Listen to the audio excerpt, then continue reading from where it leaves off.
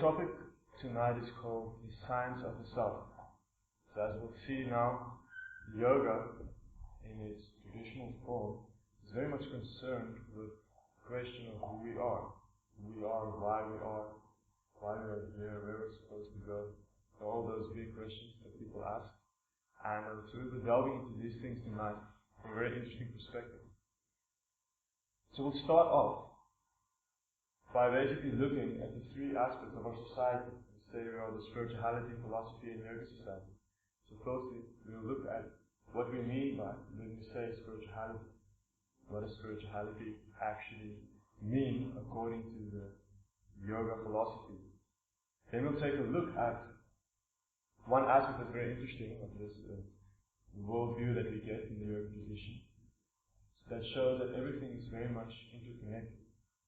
We are connected with one another, we are connected with our world, and by understanding into the connection between us and divinity ultimately, and how we create our own reality according to what we think and how we are in this world, a lot of our own situation becomes clearer, and we also understand better how we can change our world and how we can change our life in a positive way.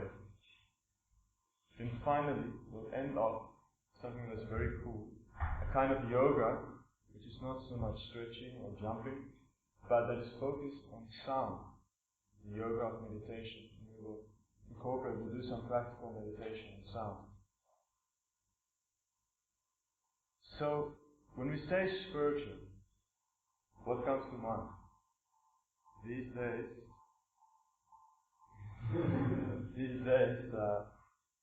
spirituality has become somewhat of a consumer topic.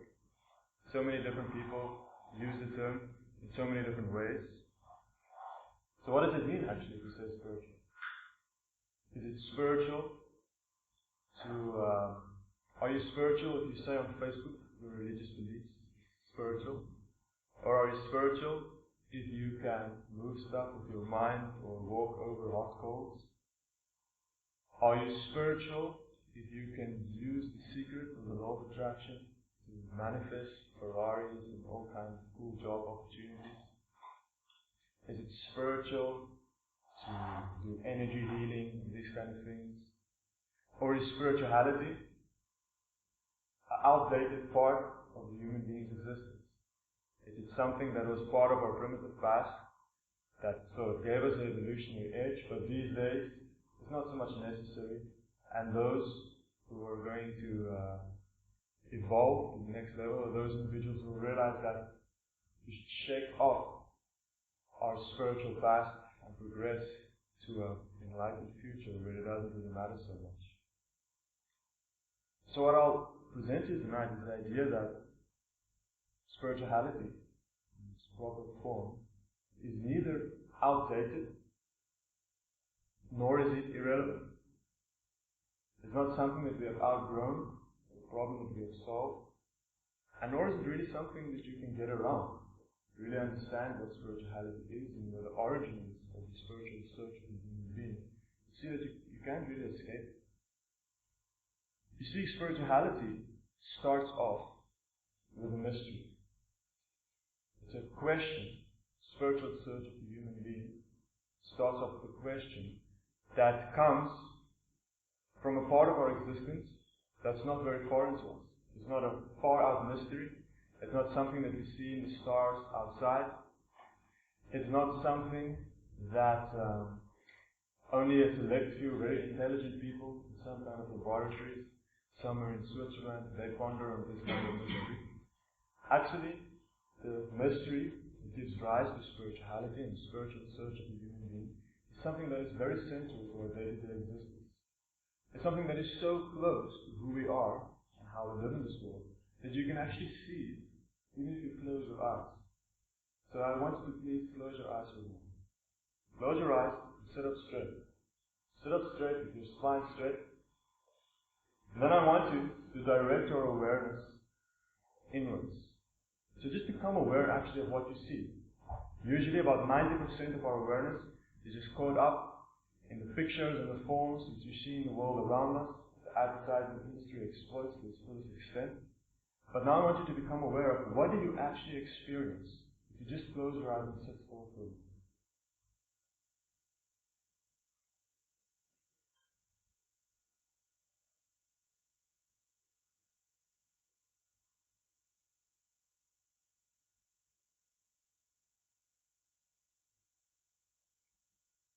So firstly, see that we experience sensory information. We smell the incense, we hear the people laughing outside, we feel the pressure of the floor. But then besides merely our sensory experience, we also have an emotional experience. Maybe our emotions aren't strong at the moment, but there's always emotions in the background. We're either feeling peaceful, or we're feeling stress and anxiety. We're worrying about something that we heard. Maybe something happened today, and that emotion is still with us. So that emotional experience is something else that is part of our being. Then above this emotional experience, we'll also experience something very interesting, which is a little voice that is in your head. It's quite amazing. There's a little person inside of your head that is speaking to you constantly. And that little voice is busy analyzing everything that's happening, and it's giving like a running commentary on your life. It's telling you to open your eyes and see who's come in. And now there's a struggle inside of you, trying to keep your eyes closed as you listen to my voice. But that voice is sometimes telling us to do cool things, and it's sometimes telling us to do bad things. Then above this voice, there is a part of our being that is able to discriminate and analyze whether this urgings of our mind is actually good or bad for us. Like when the voice said, open your eyes, see who came in. Then the voice of the intelligence says, no, don't do it, don't do it. So, these things are in themselves very much amazing. And we understand actually a lot about these things in modern psychology. But the most amazing thing about all this actually is the fact that they're there at all. That there is some person that is actually experiencing this. Now, as you're sitting there and becoming aware of all these things, I want you to become aware. Ask yourself, where is the person? Where are the origins of this conscious experience coming from? Where is the person who is the background, the actual being who is experiencing all these different things that are part of being human? So you can open your eyes. Now this is actually the mystery that gives rise to spirituality. You are the mystery. The fact that you are having a conscious experience, the fact that you have the ability to influence and engage the world around you, try and make sense of it, have relationships, be happy and be sad, and do all these amazing things. What are you ultimately? Now, these days, some of you might even think that it's a stupid question to ask. And if you think about it for a little moment, you'll see that there's just a couple of options that come up. Now, the problem when you start asking questions about consciousness, which is basically the problem that we are facing now. What is consciousness and where is it coming from? We'll see that consciousness, ask what is consciousness, if you try and become aware of consciousness, is like trying to see your eye, your own eyeball. Like you can see so many things. Okay? You see me, you see about, I think it's like more than 180 degrees. You see millions of colors, you see millions of shapes and forms, you can see movement, you can see depth, you can judge distance. But one thing you cannot see, even though your experience is so amazing, is you cannot see your own eye. Your own eye is outside of your own field of vision. Although your eye is the basis upon which your whole vision is coming forth from. So St. Augustine, the famous Western philosopher and church father, he used to say that the problem is what we are looking for is what we are looking with. So that is the problem of consciousness. It's not an easy one to solve. Now, most of you might say that this question, yes, it sounds very philosophical, very interesting. Maybe it's something you can discuss with friends when you're high, or looking after you watch a cool movie. It's like, once in a while you can engage in these kind of discussions, but it's not really important because ultimately, we're just matter. our consciousness is just a product of our brain. There's just food comes into your stomach, food is digested, creates energies, creates different minerals, goes to your brain. The brain uses that energy, shoots off a lot of nerve impulses and sparks, and then just like rubbing a lamp and the genie coming out, from this nervous kind of energy, nervous system energy working in your brain, consciousness arises and then it's there, and then you're a full-fledged, existing, sentient being. Now, it does make sense on one hand. It's the most apparent answer is to think that maybe consciousness just comes forth from the body. But the Vedic version starts off in another direction. So this is the one route you can take. Think that we are merely matter, products of material energy that we see around us. But then the yoga tradition starts off with a different hypothesis. It starts off with the idea that ultimately we are completely different than the world of our experience. The source of consciousness doesn't originate in matter. Actually, two separate energies. So it might sound very strange, or it might sound a bit far-fetched idea, something that doesn't really have a basis in experience. But if you think about it for a while, there are certain things that sort of support this hypothesis. Now, firstly, if you look at yourself, think about your existence so far. Most of us are probably between 19, 25 years of age, so we experience a fair bit in the world. Now, we have these bodies of ours, but if you think about it, once upon a time, say 10 years ago, you had a different kind of body. Now, actually, your body doesn't just change slight ways, like your arms get a little bit longer, maybe your chest gets bigger, or your muscles grow. Actually, every single molecule, every single cell, every single molecule of your body is recycled, dies, and it gets replaced. And in about 7 years, every single cell of your body changes. So in actual fact, that means that the body that you have now is a completely different body. It's as different from the body that you had 7 years ago then your body is as different from my body now. It's completely separate molecules, completely separate atoms, new cells, cells that died, cells that have been regenerated. So obviously in that sense, the self or our being can't just be some part of your brain, like you have a little eye part in your brain, and that is sort of what you are, and if that thing dies, then you die, because that thing doesn't exist. But still, you would still say that you're the same person. 7 years ago, even though you had a different body, still the same person, still the same experience. If you go to sleep and you dream, and you do all these things, and you dream you go somewhere else in some kind of a weird body, like a dream body, still the same person. You're still the same person experiencing it. Why? Because you're the same conscious entity. It's the same consciousness that is experiencing this. Same consciousness that is experiencing this form right now is the consciousness that was there 7 years ago. So, this might sound a bit hard to grasp in the beginning, but a very simple analogy that you can use is if you think of the human body and the relationship of consciousness and the changing bodies that you see in the world around us, as a relationship that we have with a car. If you look at a human body and you look at a motor vehicle, then you see there are amazing similarities. Firstly, a car has a system that is used to generate energy. You throw fuel into the fuel tank, that fuel gets burned. That burning fuel releases energy and heat, which drives on the vehicle. We ourselves, very similar system. We have a little fuel tank, throw in some fuel, the fuel gets burned, and what is released is energy, heat, and light. Then you see a car as a battery, and that battery connects to a whole nervous system. It's like a lot of wires, electrical wires running up through the car, by which you can do what? Control your wipers, control your lights, put on your brake lights, put on the music, all these different kind of things you can control by pressing buttons on your cockpit. Now, similarly, our body has a very similar system. What is it? It's your nervous system. There's literally a system of nerves or electrical wires that's running from your brain throughout all your limbs. And that's how you can control your body, lifting up your limbs. That's how your organs actually work. It's much more sophisticated in actual fact than a car. It runs on the same principle.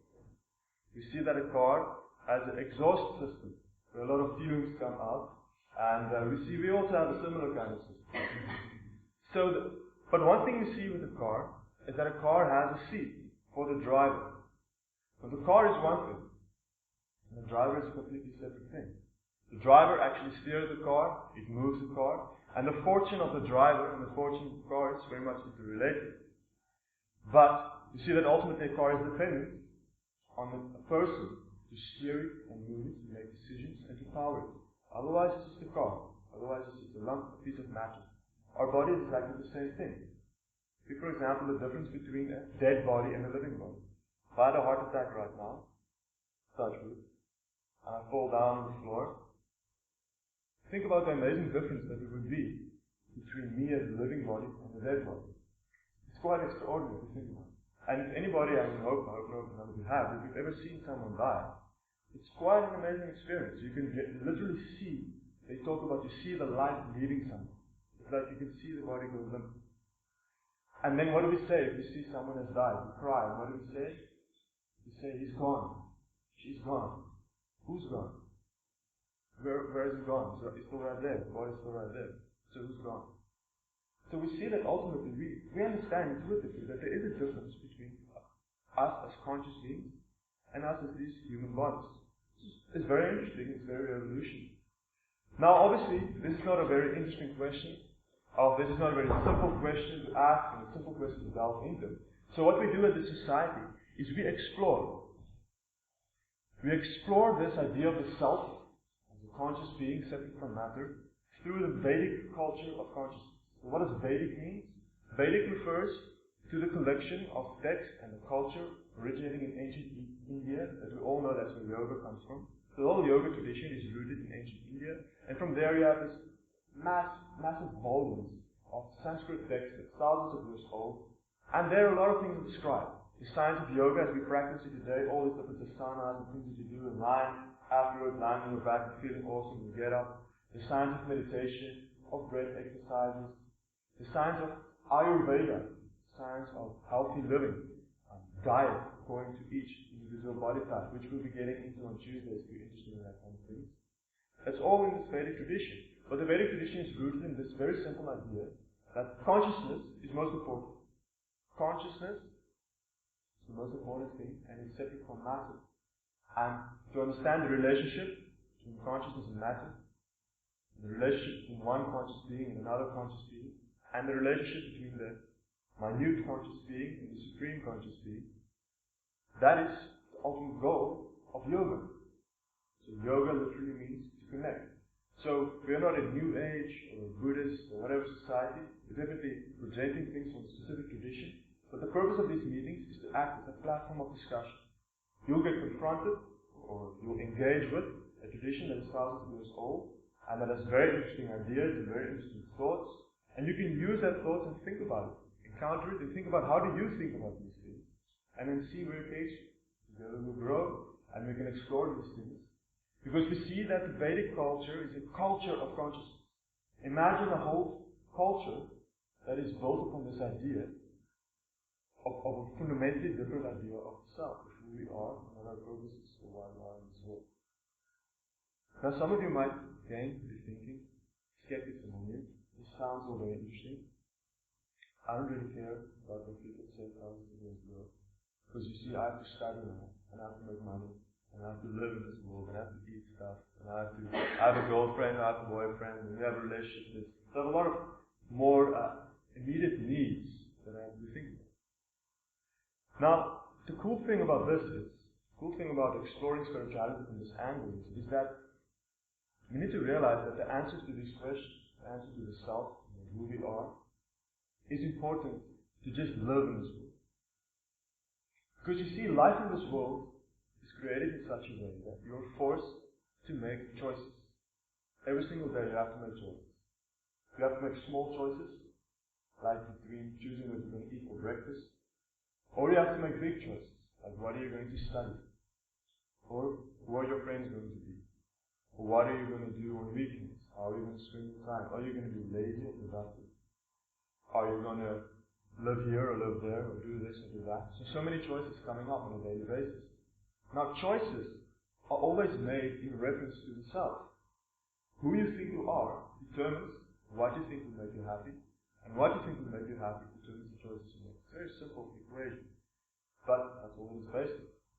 And each of us have a specific idea of who we think we are. We have specific dreams, and which we will think, if I achieve this will make me happy. Now, the problem is that if you aren't sure about who you are and what will make you happy, then these choices elicit an anxious response. You get an anxiety because you think, oh gosh, maybe I make the wrong choices, and then what the hell do I do then? So this anxiety is due to uncertainty, due to not knowing who we are and not really engaging with it at such a deep level. Because many people can live a superficial life, where you don't really delve deeper into who you are and what you think your purpose is. You just sort of play around on the surface. You think that maybe if I go shopping at factory instead of Cotton On, then something will change in my life. So we try and play around on the surface, try and make some surface changes to our existence. Nothing really changes until we engage with who we really are. Now, the third option that can happen, the third reason why we need to know these things, or really at least spend a little bit of time engaging, is because if you make no wrong choices, then you're going to end up with an existence that is technically called inauthentic. Now, most of you, maybe you know, you read some existential philosophy, you know what this means by this term inauthentic existence. But the easiest way to describe it is to imagine that you're at a party. A friend invited you to a party, and you didn't really know who was going to be there. So you went there, and you end up hanging out with people that you don't really like. And they make jokes, and then you laugh at the jokes, but you don't really think it's funny. The sound of that laugh, that is the sound of an inauthentic existence. The sound of laughing at something that you don't think is really funny, but you're just doing it because you're supposed to. And we see that on a very deep level. Who's heard of what do they call it? The midlife crisis. Midlife crisis, someone gets 50 and he realizes that his whole life has been jokes. He doesn't really care about anything that's happened. He doesn't care about his job. He hates his wife, his kids. He just wants to drown them. And then he's like, screw them. Then he leaves. Or maybe he does something stupid, like, he buys himself a red Corvette and then he drives around the country for a month and then he comes back and so goes on. So inauthentic existence is a real problem that we have these days, because it's harder and harder to make choices that can actually make us happy. And fourthly, perhaps the worst or the most important kind of reason why we need to think about these things, because if we don't think about it, what's going to happen is the default self is going to be superimposed upon you. You're going to be pressed into a box. Society is going to press you into a box, and that box will tell you who you are and what will make you happy. And what is that box? Now, the default image that we have today, in the Western world specifically, is the consumer identity. You are merely a product of matter. You're going to be here, if you're lucky, for about 70 years, 60 years. If you're really lucky, 80. If you're very unlucky, maybe 90. You're going to be here for a while. You're going to hang around here. Then one day you're going to die. That's a fact. You're just going to stop existing. Whatever you've done basically doesn't have any meaning. Because, who the hell, what does it matter if you're dead? And in between your birth and your death, you need to work a lot to get money. Because with money, you can buy stuff that you can eat and drink and sleep with and sleep on and watch and live somewhere. And the more stuff you can buy, the more successful your life is. And the more stuff you'll have to speak about. When you get 60 or 70, you can't really do anything anymore. At least you have a lot of memories. So the default identity that is pushed upon us by society is not really healthy. Why? Well, we can see that consumer society, the real claws of consumer society is coming out now. We've industrialized about 100, 150 years ago, perhaps 200 years we started. It is now a fully industrialized city, civilization. We have a lot of stuff, so much technology, so much stuff we can do with our time. It's so awesome. And now we see that people are getting super depressed. First world problem, the biggest problem in the first world is what? Mental health. People are going crazy. People are becoming depressed, they're becoming sad, they're getting all kinds of weird general anxiety disorder, all these kinds of weird things are happening. Because They've been pressed into a specific kind of identity that is very much incongruous with who they really are. And now the cracks are starting to show. We see diseases, lifestyle diseases. People are getting overweight, their hearts giving in, they're getting diabetes, cancer, all these kind of things. It never existed. 1,000 years, 100 years ago, even 300 years ago, no one got cancer. No one got cancer, no one got diabetes, no one got obese. Because the whole culture and the society was much more conducive for a natural, healthy life. We see that people are becoming more and more alienated. The number one problem with students on the Stellenbosch campus, imagine, believe this or not, is loneliness. Students are feeling lonely. There are 20,000 students on this campus. And the biggest problem with these students is that most of them, or a lot of them, are feeling lonely. They're sitting in their flats, and they don't really have any friends. They can't really connect with other people. It's quite amazing. Why not? What are these boundaries? What is stopping us from just having a heart-to-heart exchange with another person? Perhaps it's due to the extreme obsession that we have with ourselves and with our own image. Because that is what the consumer society runs upon. It sells you an image. You have every kind of image, you're a hipster, or this, or that. You go shop at this place, you put on your hat, put on your coat, clothes, and then you walk across the Roy Plain, and there are hundreds of other students around you, and every single person that is walking there is thinking about what others are thinking about them. And no one really realizes it doesn't really matter, because no one cares about you. They're only thinking about themselves. So even though we're in such close proximity with one another, we're completely separated. We're completely alienated from one another. It's amazing. And then obviously, if you really buy into the consumer thing, then you realize at the time that if I'm going to make this my mission, then I'm going to need a lot of bucks. And if I want a lot of bucks, I'm going to have to work for $1. And then I'm going to have to stress and all that other stuff that comes with a high-paced lifestyle if you want to really maintain a high level. You see, most of us here are here because we have been graced by parents that can pay for a university education and kind of things. But once you take a step out of this university, life changes extremely fast. Unless you have like super cool parents who are willing to continue to support you, do whatever you want. So with most of us, we're going to have to start working, fending for ourselves, and then stress comes as a natural consequence. So this presentation really took a turn for the worse. It started off like speaking about self and yoga, and now we sort of realize, oh my God, society is terrible. Everybody's depressed and getting heart disease. But what is amazing is that once we start to engage specifically with the yoga philosophy, we see that a very interesting thing that comes on, an alternative, is the idea of interconnectivity. Instead of an alienated society where everyone sees himself as an individual material little unit that has to fend for himself until he's on this planet, try to secure as much resources as possible, we can see that there's another alternative, another way of looking at the universe, engaging with the world. So this is the idea of interconnectivity, the idea that we are very much connected with one another. We are connected with one another because we're all conscious beings, originating from the same conscious source. We are all living in the same world together. We have a relationship with nature. Nature is not just dead matter that we can exploit by using technology. It's actually something that we have a relationship with. And you see people, if you live a natural lifestyle, you very much become aware of this. Who of you, for example, have ever milked a cow? So that changes things. If you ever milk a cow, it changes your relationship with milk. Who of you have ever grown your own vegetables? It changes how you think about vegetables. You realize that there's this whole relationship that I have with the earth. You sort of work with the earth, and you like go in your soil, and it smells like sort of funky, but it's still nice. You throw in your vegetables and you grow them. If you give them water, it's like you cultivate the land, and you see the plants sprouting up. Then you realize, wow, it's like this whole natural system.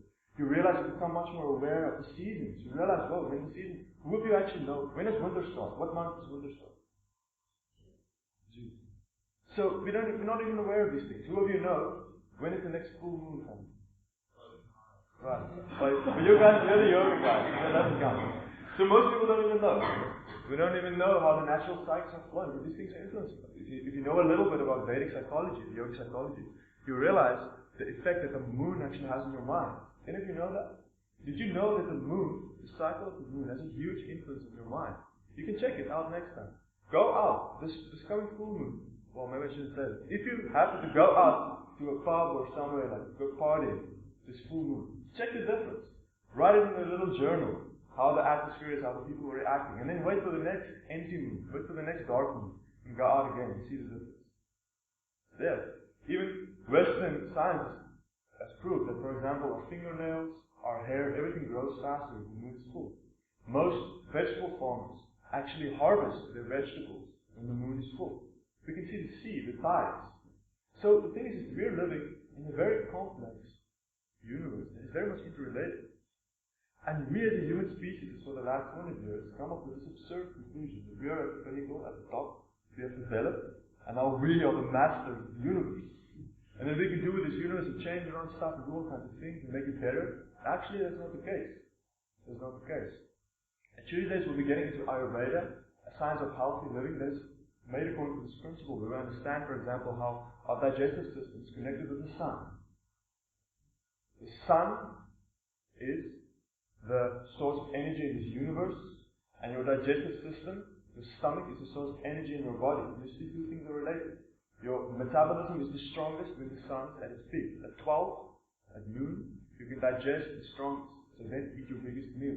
So these are small little things. And for example, how many of you guys have sinus issues? If you have sinus issues, just don't eat late in the evening. Simple as that. Try not to eat after 7 in the evening. Your sinus will clear up in the mouth more. And don't take cold milk products. So these are simple things. If you just realize how everything is interconnected, your whole lifestyle will change. You can see the connections between your mind, your mood, and your habits. But ultimately, we can see the connection between consciousness, reality, and our experience. So what does this mean? So these three terms refer to three different parts of our existence. Firstly, we live in a world, the real world. Take, for example, a battery who has no money. Okay. Now that battery is say for example, he hates rich people. He hates people who have money. He feels very bad about it. And he has this very distasteful experience in his heart when he sees other people and he has to beg for them, but actually hates them. So that is his experience. Now his reality is that he has no money. That is a real fact. Like he has 2 rand in his pocket. That's like objective. His experience is that he feels the world owes him something, he feels very bad, and like he has very bad energy around him, he feels very depressed. And his consciousness here meaning his mentality, his attitude, his way of seeing himself in the world, he sees himself in this way. He sees other people as his enemies. He sees himself as being the victim in the universe. Now, he can change the situation by addressing any one of these 3 aspects. Firstly, you can try and get money. He thinks that if I have 1,000 rand in my pocket, then everything will change. That is one way of trying to change the situation. Or, he can forget about the real world, what's happening. He can just try and change his experience by, for example, getting drunk. Doesn't change anything. He still has 2 rand in his pocket. Maybe he can score some wine somewhere. He gets drunk. Then his situation has changed. His reality hasn't changed. He's still poor. He's still a battery. He still hates other people. But at least he feels a bit better because he's drunk. So his experience has changed. Or he can change his consciousness. He can change his mentality. He can change himself on a very deep level. He can start thinking, wow, maybe I need to learn something from the universe. Maybe I should actually be grateful for the 2 rand that I have in my pocket. Maybe I should stop being such a douche and start really not treat people so badly or steal their stuff. Now, same with us. We have a bad relationship.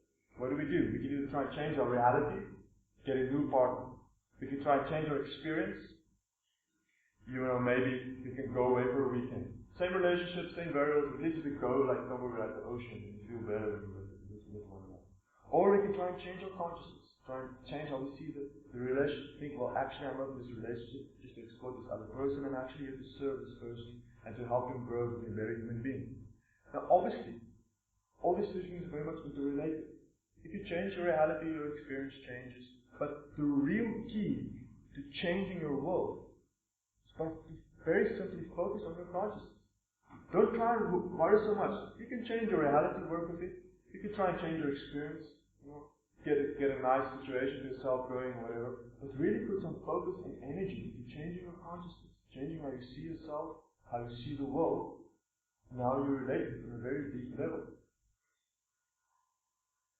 Now, what is very cool about the yoga system is that it explains to us how, if you really want to change who you are, very deep level, and really come to understand, get some insight into why you're here and what you're supposed to do, you need to work with yourself on many different levels. You have the right thoughts, the right actions, the right words, and there's a whole practice and a culture behind this. And this is some of the things we'll explore as the sessions go on. Now, this has all been a very kind of theoretical thing, throwing some ideas around there, got you guys thinking. But now, what is very cool about all yoga philosophy, anything that you encounter in the Vedic tradition, is that it is always backed up, or it always leads to a practice. It leads to something that you actually do about it. It's never armchair philosophy. It's never just thinking about things and talking about it and then continuing on. It's always as a practice that we can do to try and change ourselves, try and elevate our consciousness. Now, many of you have probably come to this meeting. Some of you have come wanting to think this is going to be awesome. Others of you have come thinking, I hope it's going to be awesome, but I hope it doesn't get too weird. So now it's going to get weird. It's going to happen. So what we're going to do is, we're going to do the yoga of sound. So yoga literally means to connect. The English word yoke comes from the Sanskrit root called yod, which means to connect. So yoga is a means by which we can connect with ourselves, with others, the physical asanas, the way by which we can connect with our body. But a very interesting thing that we have in the yoga tradition is the idea of mantra. Specific sound vibrations that we can connect our consciousness to. And this is a very deep effect on us. Now, mantra is actually a Sanskrit word. It's a combination of two words. One word is manas, and the other word is trayate, which literally means mind, manas, and trayate means to deliver or to free. So the mantra is a sound vibration that frees the mind. Frees the mind from what? Frees the mind from misconceptions about who we are and will make us what we're supposed to do.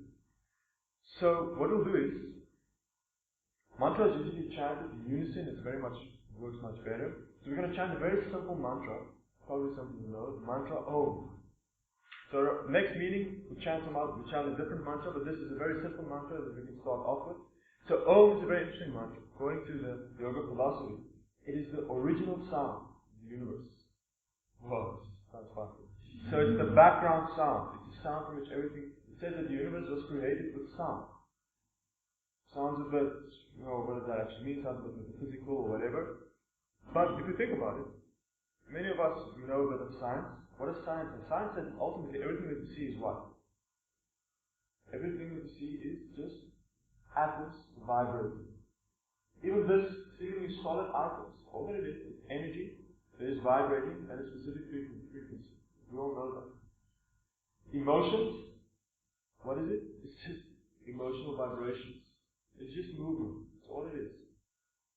What does things do? What do things do when they move? They make a sound. So everything that we see is moving. Everything that we see actually makes a sound. This is confirmed by modern science. Technically, everything has what they call a resonance frequency. Everything that is vibrating at a specific rate. Solid items are vibrating at a very low frequency because they're moving very slowly, so they seem very solid. The more subtle things get, the faster they vibrate. Then we get to things like Wi-Fi and all these kinds of things, which is super fast vibrating energy, the whole G spectrum. Then you get different kinds of light. Everything is ultimately just vibration. Vibration is just sound. Now these mantras, specific mantras, different kinds of sounds, have different kinds of origin. So this mantra that we're going to chant now is said to be a spiritual sound. A sound that is eternal, it's always been existing.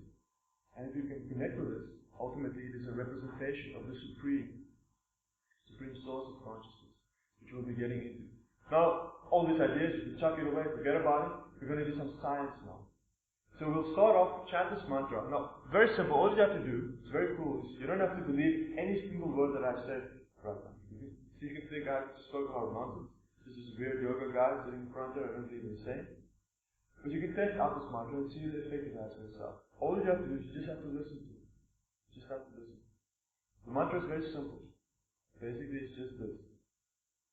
Om. So what we do is we sit straight, our spine is straight, our chest is open so that we can breathe properly. So we're going to chant in unison. So we're all going to inhale very deeply. We're going to close our eyes, we're going to open our ears, and we're going to chant. Om.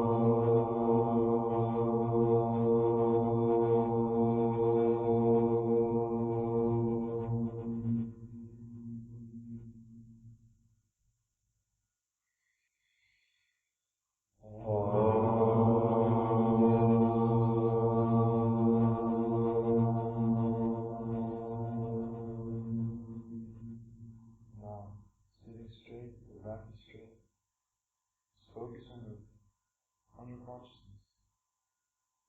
Think about how you felt when you walked into this room. And just perceive how the brief 5 minutes of meditation has done.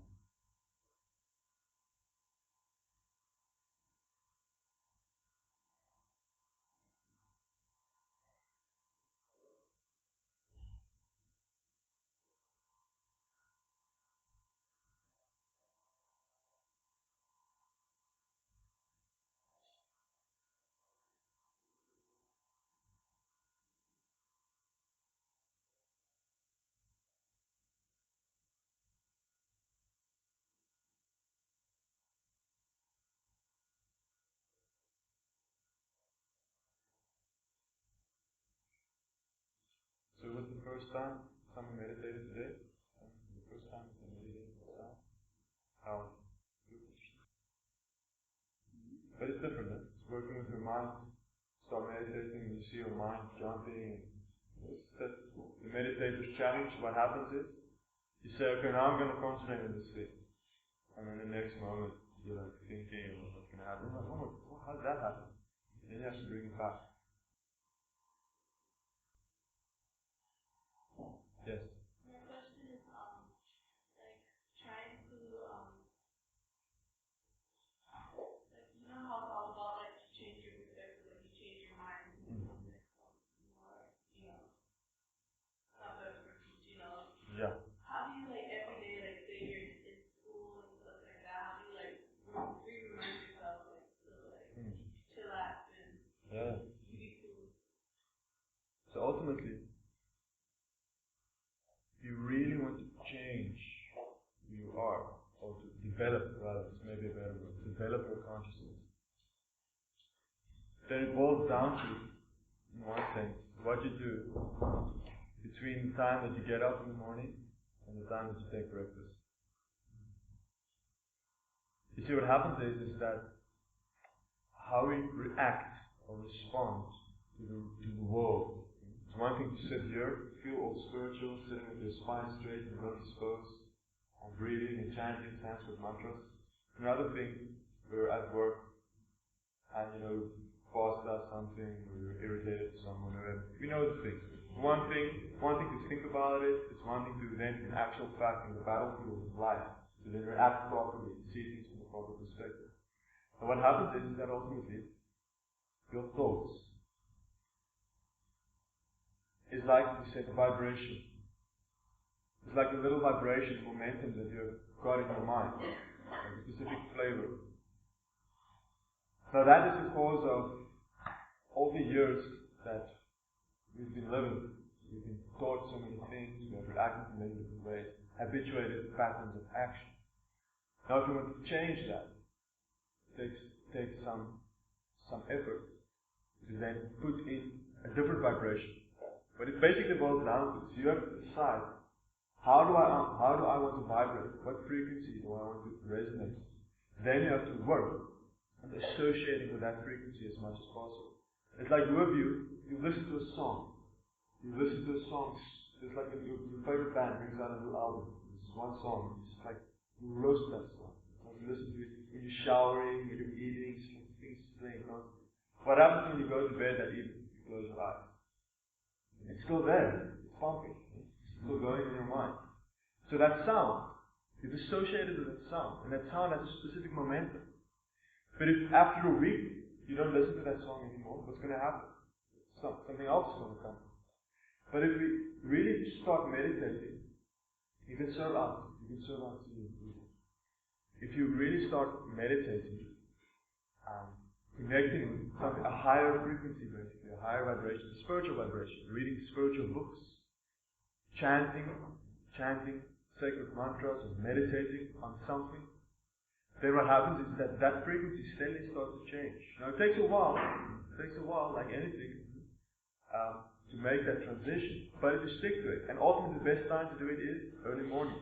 You don't have to do like an hour. Like we live in an ashram just outside Stellenbosch, 4 or 5 of us, serious yoga practitioners. We get up like early, 4:30 in the morning. We get up, do a lot of meditation. So that's like one thing. But even like if you do 5 minutes in the morning, get up, take a shower, very important. Take a shower, clean yourself, your mind feels fresher, otherwise you're going to try and meditate and you're just going to like, whoa. So you need to take a shower so you're awake. Then you try and connect with something spiritual. Now many of us have a misconception. We think that meditation means you just sit still.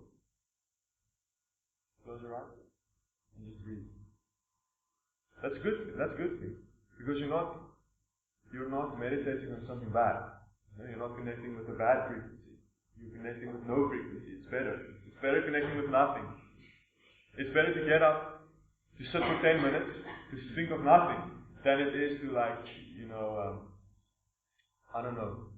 watch some kind of a heavy movie. Like get up early in the morning, get up 5 o'clock, take a shower, and you watch Scream. and then you go out. So it's better to rather sit for an hour and do nothing. Just sit still. Don't watch the movie. Just sit there for an hour. It's going to be better for you. But ultimately, if you really want to have transformation, you have to connect with something positive. So obviously, from the yoga tradition, I found that for me personally, the most transformation in my life has happened by reading. Like for example, you have the Bhagavad Gita. Bhagavad Gita is a very ancient, very classic textbook. You know it. Many people know it. It's like a textbook on yoga. It's a dialogue that takes place between two people on a battlefield thousands of years ago. One guy is asked, I don't know what to do. Battlefield, actually it's a battlefield because life is a battlefield. And then it's like this whole thing happens. So then it's all just spiritual, from a spiritual perspective, explaining who we are and how we should do our duty, or chanting a mantra, doing some meditation, or connecting with something positive. That's very important. Like you need to connect with something positive, read something positive, and then you'll see gradually a change will come. It takes a while. But also on Tuesday, see what we do in this society, we split things up. So making one change in your life will have effects on everything else. Like say if you just start doing some exercise, then life will become better. It's easy to be a spiritual person if you're just doing some exercise. It becomes easier. because your irritation levels go down, you just feel naturally a bit better, so then it's easier to be a better person. It's not going to make you a saint. No? You can't go to the gym and expect that you're going to become God conscious, you're going to become the next, prophet, you just become really fit, but it helps. Then you see, for example, your diet, what you eat. If you eat healthy, another thing that works amazing, I want to judge anyone, that if you can abstain from things that are harmful. Like obviously the ideal diet, if you eat organic, fresh vegetables every day. That's the best. Who else can afford that? But if you can at least try and refrain from things that are very heavy, heavily processed foods, fast food, these kind of things, because everything has a vibration. Even that food that you eat is going to have this corresponding effect on your mind. So obviously things like, in the yoga traditionally abstinence, like a vegetarian diet, stay away from anything that causes violence. These days it's so hard, because even your vegetables, they're driven with a truck, and that truck burns petrol, killing Mother Earth. So in any case, we won't go into that whole Deprobite. But just to think about consciously things. So what we do is, we have our yoga, and then Tuesdays we're going to have a session where we're going to focus on the externals. Like we're starting off with a seminar on time management, where we're going to do some things on health and diet, and exercise, and literature and psychology. But then ultimately, in these Thursday meetings, we're going to focus on the spiritual core. So to change your life, to start moving forward, it's a gradual process, and it's about doing a lot of small things. See, that's what it is. To make a revolution in your life, you can't do a big thing. What's going to happen is, you're going to think you do something big, then you're just going to fall back to how you used to be. So what I'd rather is an accumulation of making a lot of small changes. Like waking up 5 minutes earlier, doing 5 minutes of meditation, reading. If you're in a specific tradition, like you're Christian or Islam or whatever, just do that. But these books are spiritual. A religion can't be based on something that is not spiritual. So read that early morning. Do some Bible study or whatever, prayer, these kind of things. Connect with something spiritual. 5 minutes, 10 minutes, such a small thing. But you do that, you start maybe shifting towards a healthier diet, start maybe doing some yoga, you make these small changes, and you see gradually, all these small things, they become a big thing. In a year from now, you're a completely different person. And then, you ultimately test it in life, as you say. When it really gets down to it, you see, that's where you see the change in life. So yes. That's my suggestion. Start with small things. Whatever you can incorporate into your life, and then gradually make the adaptation. Any other questions? Yes. Yeah, so some things about them. We'll be getting into this. We'll start off very basic. We're going to start off now with the introduction to the idea of self-realization. Next term, I think actually let's change my slide. Next week, we'll take a look at this idea of spirit versus matter. Does it really make sense? Because everything I said previously, it hinges on this idea that there is that consciousness does not originate in matter. So does it actually make sense to say this? Does it make sense to think that there's something different in our bodies? Does it make sense to think that when the body dies, we will continue existing? So we'll be taking a look specifically at that. And look at 5 kinds of arguments, very practical things that we can see related in life, that sort of strongly suggest that consciousness is more than mere